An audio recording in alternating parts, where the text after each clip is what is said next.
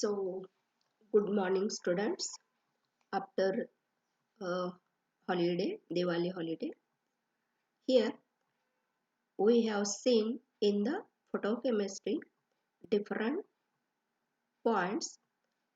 That means what is the photochemistry, how it is related with the absorption of photon, and all of you know photochemical reactions that takes place by the absorption of photons in visible region.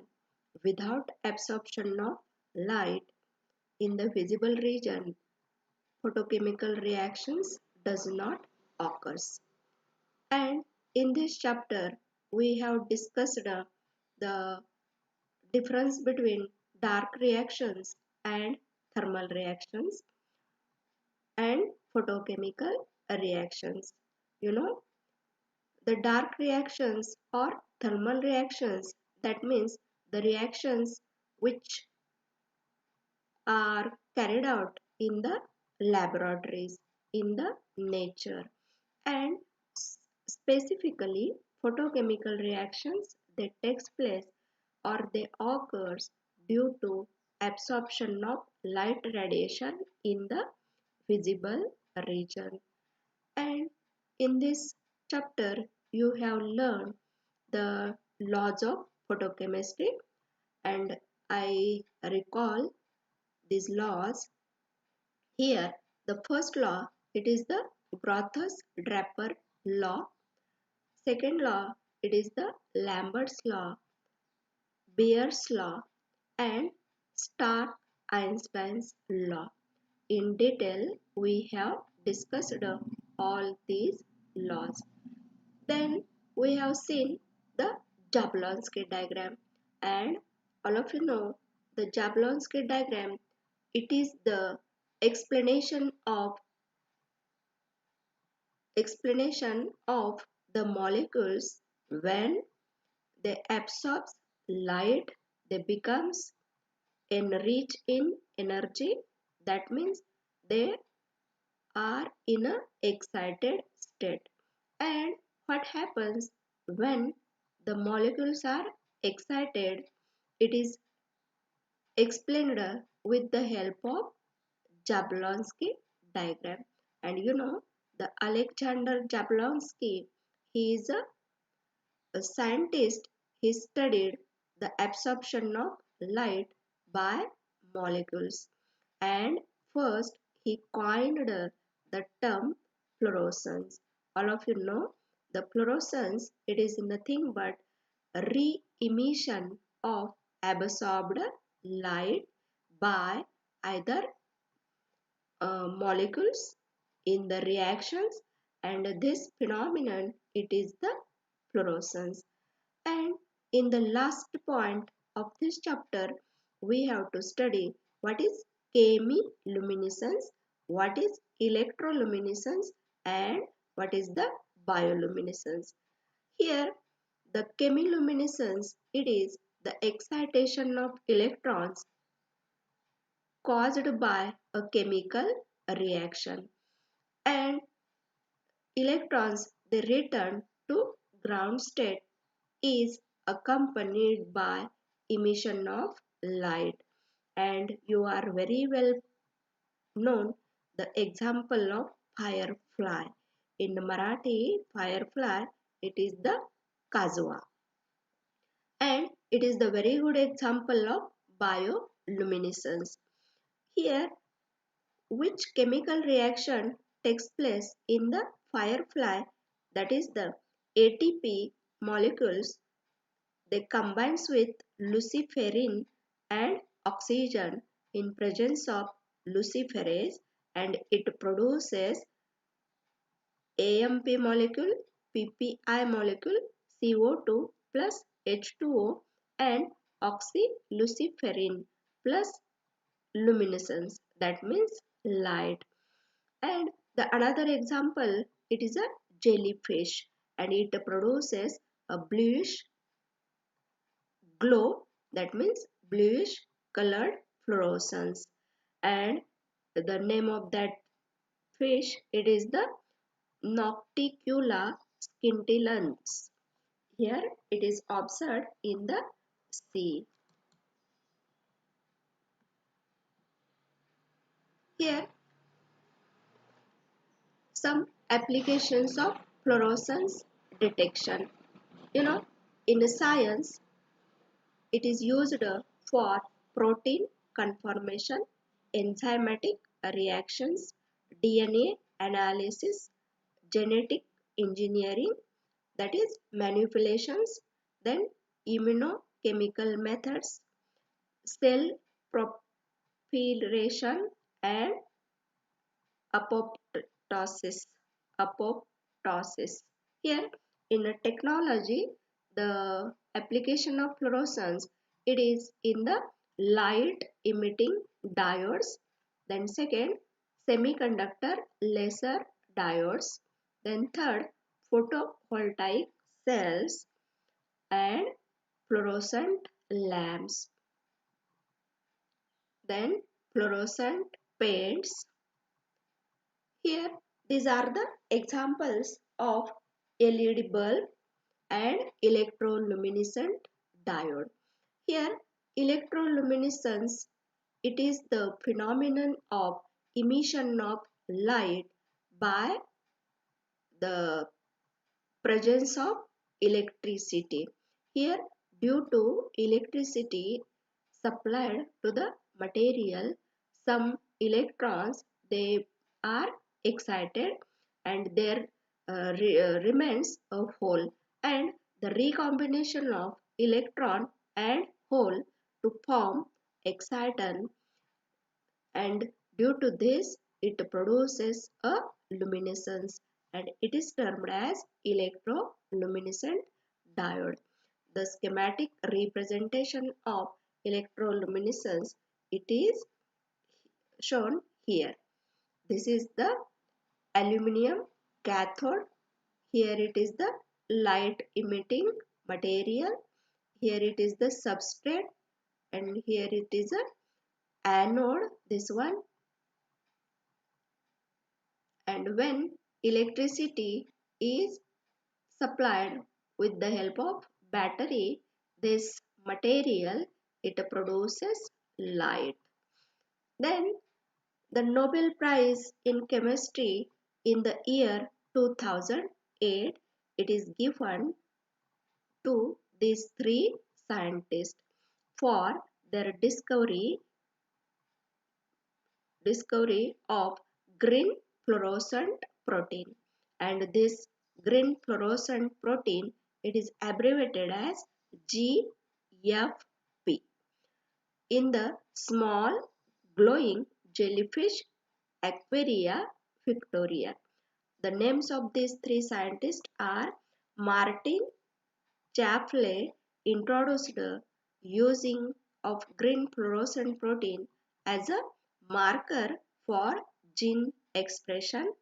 Then the second scientist, Roger Y. Tessin, engineered different mutants of green fluorescent protein with new optical properties, increased fluorescence, photostability, and a shift of the major excitation peak, and contributed to the explanation of mechanism of green fluorescent.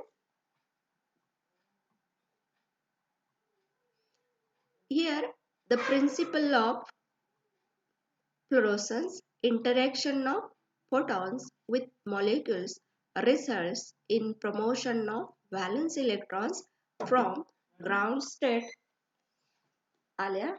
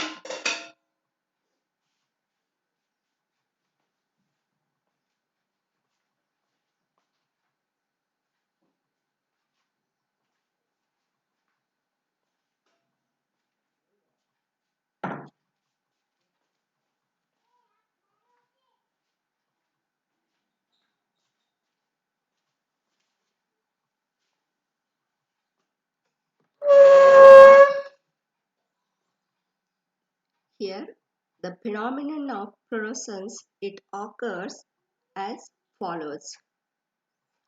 Here, the light is absorbed, molecules get excited, they returns back from S2 excited state to S1 excited state, and that process, it is the fluorescence. Here, I will repeat the singlet state.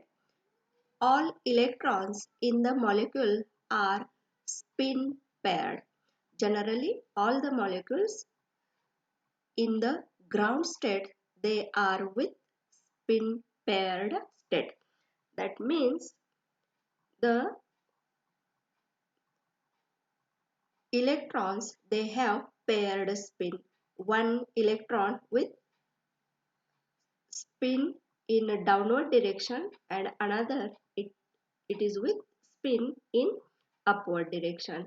That means the total spin here it is plus 1/2 and minus 1/2 and the sum is 0, and this state it is called as ground state, and the spin multiplicity it is calculated by this rule here 2s plus 1, where here s it is the total spin, 2 into total spin 0 plus 1, that means it is equal to 1, and this state it is termed as singlet ground state.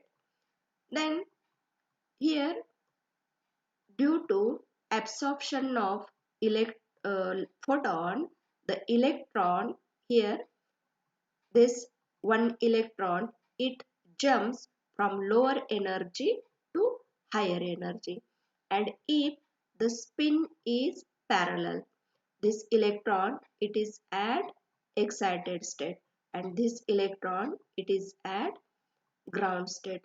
That means these two electrons, they are with parallel spin due to absorption of radiation or absorption of photon. This is the excited triplet state, and the spin multiplicity is 3, and then when the spin is paired, that means total spin 0 and spin multiplicity it becomes equal to 1. Therefore, that term it is called as singlet state, singlet excited state. Then this is the representation of again ground state, singlet state, triplet state. Here the schematic representation of Jablonski diagram. This is the energy level. Then this is the singlet ground. Here the spin is anti-parallel. That means paired spin. One electron with upward arrow, another electron with downward arrow. That means total spin is 0. Then due to absorption of light radiation, the electrons they jump to excited state, and here again spin multiplicity it is equal to 1. Here again spin multiplicity equal to 1, and these are the singlet S1, singlet S2 in excited state. Then here from singlet S2 to singlet S1, if the electrons they transfers or they returns back from singlet S2 to singlet S1, this transition it is non-radiative transition and called as internal conversion. Again, this is also the internal conversion. The electrons they returns from singlet S1 to the ground state. This is the internal conversion. And when the radiation takes place from singlet S1 excited state to ground state, this phenomenon is called as fluorescence. And when the molecule transfers from singlet to triplet state, this phenomenon is inter-system crossing, and this is also non-radiative transition. The transition of electron from singlet S1 to triplet, it is also non-radiative and it is termed as inter-system crossing. Here inter-system crossing means the spins get changed, the spin multiplicity it get changed. And here one of the transition that is vibrational relaxation, and vibrational relaxation means these are the vibrational levels, and the electron they transfers from higher vibrational level to lower vibrational level, and it is called as vibrational relaxation. And when the molecules from triplet state they transfers from triplet 1 to ground state, this phenomenon is called as phosphorescence. And phosphorescence it is the inter-system crossing and it is a radiative transition. Phosphorescence it is a radiative transition.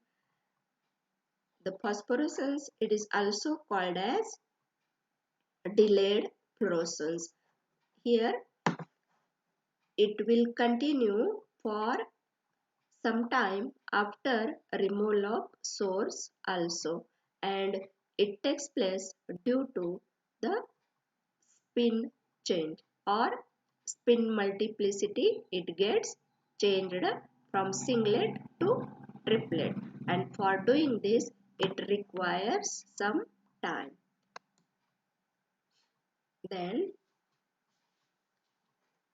here again I have shown these are the curved lines. Here this is the curved line. It shows internal crossing. Internal crossing.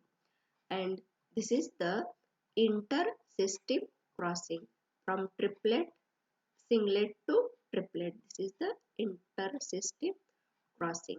Remember well, here the curved lines, these are radiation-less transitions. First one, it is the vibrational relaxation. Second one, internal conversion. And third one, inter-system crossing. Here, inter-system crossing means the transition of electron from singlet to triplet. Internal conversion, it is the transition of electron from higher singlet to lower singlet or from higher triplet to lower triplet. And vibrational relaxation, it is nothing but the molecules they transfers from higher vibrational level to lower vibrational level. This is the fluorescence basics. At first the molecules they absorbs energy, that means the absorption of photon, and from ground state they returns to higher energy level, and again they returns back with emission of radiation. This phenomenon is the fluorescence.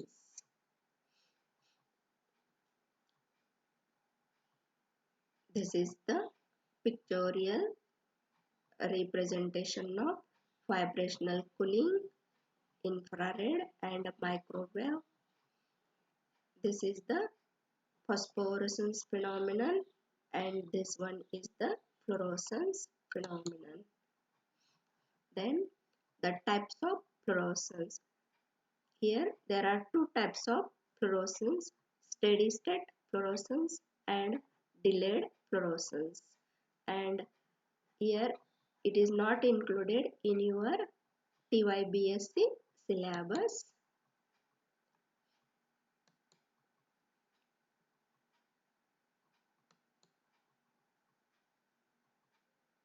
Here quantitative fluorescent measurement.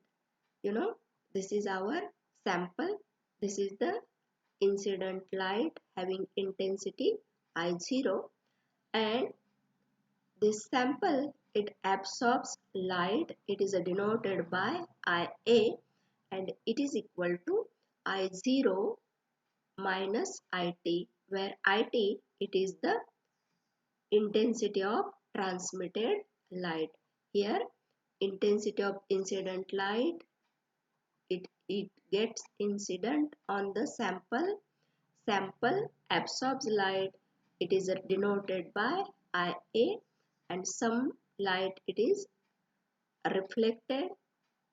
Here it gives a fluorescence, it is denoted by IF. Here quantum yield or efficiency of fluorescence, it is the given by intensity of fluorescence divided by intensity of absorption.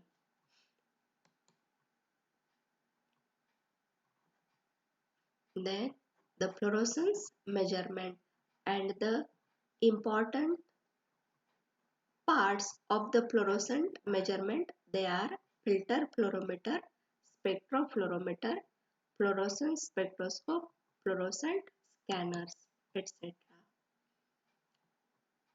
This is the optical array diagram of spectrophlorometer, and this is the instrument which measures the fluorescence. And one of the important word or term, it is quenching. And quenching, it is nothing but excited molecule returns to the ground state by radiation-less transition without emitting light as a result of a collision with quenching molecule. This is also a quenching.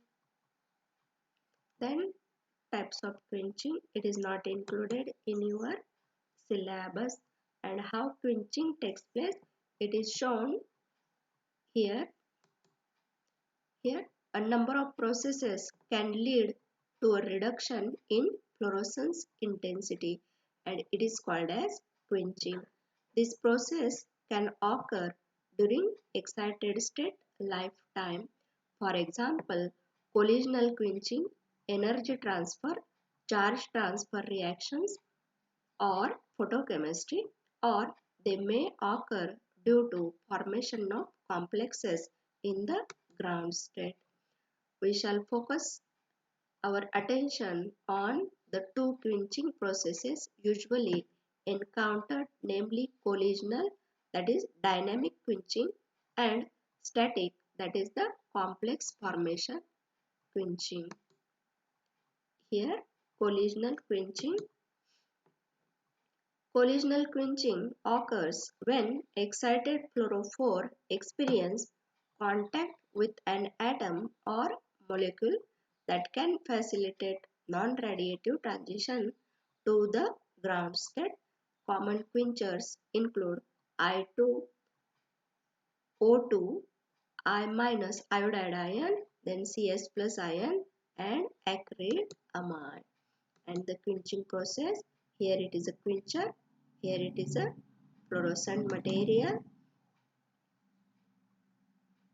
and it produces a fluorescence. Thank you.